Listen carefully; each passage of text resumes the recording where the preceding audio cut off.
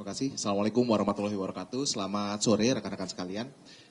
Jadi kami dari Kedokteran Forensik dan Medico Legal, saya Adi Firmansyah dari RSCM FKUI serta teman-teman sejawat Kedokteran Forensik dan Medico Legal dari Rumah Sakit Polri Bayangkara tingkat 1 Raden Said Sukanto. Kami bekerja sama untuk melakukan pemeriksaan secara menyeluruh dan pendalaman berulang-ulang untuk memastikan bahwa apa yang kita temukan benar-benar ilmiah dan akurat.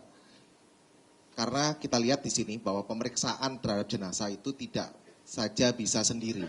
Tentunya terus membutuhkan data, informasi, fakta, temuan yang ada di TKP atau tempat kejadian perkara sehingga kita bisa menjelaskan, merangkan secara ilmiah kenapa sebuah jenazah yang kita temukan tersebut dari keempat ini memiliki gambaran tingkat pembusukan yang berbeda-beda.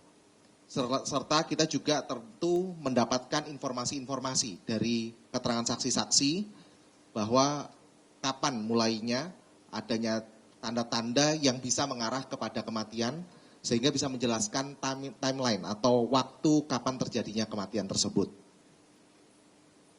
Ini kita lakukan pemeriksaan secara mendalam, secara interkolaborasi dengan kedokteran forensik, dengan menggunakan pemeriksaan penunjang juga. Tidak hanya kita lakukan pemeriksaan luar dan dalam, namun kita lakukan berikutnya kita dalami lagi dan kita juga gunakan pemeriksaan dengan forensic light source dengan cahaya, yaitu cahaya biru, cahaya merah, dan cahaya infrared. Karena pada kondisi jenazah yang sudah membusuk lanjut seperti ini, kita harus bisa menyaring dan mencari apakah ada petunjuk luka-luka, tanda-tanda kekerasan yang tidak tampak dari luar karena gambaran tubuh yang telah mengalami proses pembusukan tersebut. Ya, selanjutnya ini merupakan bentuk dari kerjasama antara tim kedokteran forensik Rumah Sakit Bayangkara tingkat 1 Pusdokes Polri dengan tim kedokteran forensik dari RSCM. Lebih dari 500 jam kita melakukan pemeriksaan kedokteran forensik ini. Ya, kita lakukan bersama-sama juga dengan tadi yang sudah disebutkan oleh Pak Wahyu. Kita lakukan dengan tim DNA, kita juga membutuhkan pemeriksaan dari toksikologi forensik, kemudian juga kita juga harus mengambil data juga dari psikologi forensik dan pemeriksaan penunjang lab mikroskopik yang disebut dengan histopatologi forensik. Seperti yang tadi Dr. Adi sudah sampaikan bahwa pemeriksaan kami itu dimulai dari pemeriksaan luar. Kemudian kita lanjutkan dengan pemeriksaan dalam atau yang biasa kita kenal dengan otopsi. Yang kita menerima surat permintaan dari atau SPV dari Polsek Kalideres. Kami juga melakukan olah TKP aspek medis ke kediaman. Dan kami juga menerima arahan dari Bapak Kapolda Metro Jaya untuk melakukan interkolaborasi profesi dan terus melakukan pendalaman-pendalaman atas temuan-temuan yang sudah kami temukan maupun yang sudah ditemukan oleh tim forensik RSCM. Yang terakhir, kami juga melakukan rujukan terhadap lab, terutama histopatologi forensik kepada RSCM supaya kami bisa melakukan analisa dan pendalaman sehingga kita berakhir dengan membuat kesimpulan tentang sebab matinya orang ini. Apa sih yang terjadi pada tubuh manusia apabila dia sudah meninggal? Kemudian bagaimana sampai terjadinya proses pembusukan pada tubuh manusia? Jadi setelah meninggal, tubuh manusia itu akan terjadi perubahan warna atau discolorization ya pada tubuh-tubuh. Kemudian terjadi juga kekakuan pada otot, kemudian ada bloating pada tubuh jenazah akan mengembang gitu karena gas pembusukan. Kemudian juga ada cairan-cairan yang keluar dari lubang-lubang tubuh yang alami maupun luka-luka yang ada pada tubuh korban. Mikroorganisme dan belatung juga akan timbul pada jenazah yang sudah membusuk dan itu akan menimbulkan bau yang tidak sedap. Ya, yang dikenal di sini dengan fase pembusukan aktif, yang kemudian berlanjut dengan pembusukan yang lanjut. Akhirnya tubuh jenazah akan berakhir dengan hilangnya jaringan lunak, jaringan lemak, jaringan otot itu akan menghilang, tersisa dengan jaringan kulit yang mengering dan jaringan tulang, ya, sehingga disebut dengan fase skeletonisasi.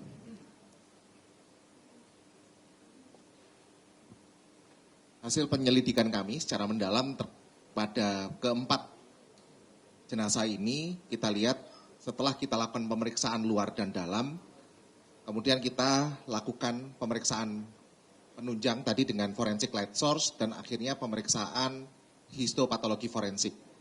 Yang kami sangat bersyukur bahwa ternyata masih ada petunjuk terkait kelainan-kelainan pada organ yang akhirnya bisa mengarah kepada penyebab kematian.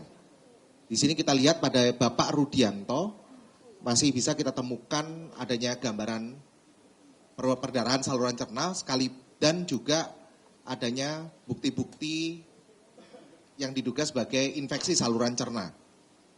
Lalu pada Ibu Reni yang berusia 56 tahun, juga kita karena adanya ditemukan tamoxifen, maka kita juga mencari efek serius dari tamoxifen itu yang terkait yang dapat mengakibatkan pengentalan darah yang dapat terjadi secara sistemik, namun kita tidak temukan adanya gambaran-gambaran efek serius tersebut baik di organ-organ seperti di jantung maupun di usus.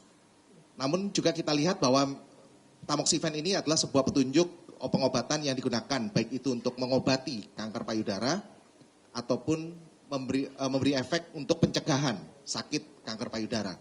Maka kita periksa bagian payudara, jaringan payudaranya, dan kita temukan adanya kelainan-kelainan susunan jaringan di payudara yang juga dapat mengarah pada kondisi keganasan ataupun benjolan-benjolan yang juga dapat berakibat fatal.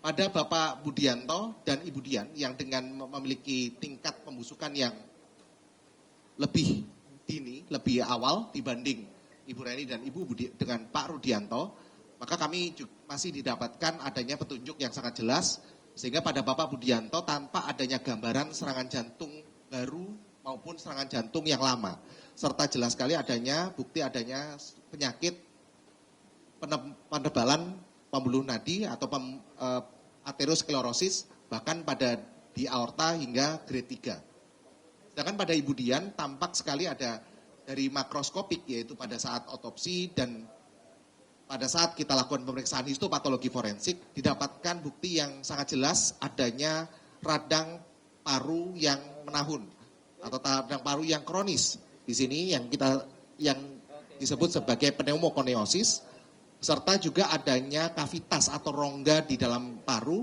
yang juga dapat terjadi merupakan gambaran penyakit yang menahun, yang biasanya kalau pada orang Indonesia kavitas-kavitas itu dapat terbentuk akibat penyakit-penyakit seperti misalnya TBC paru.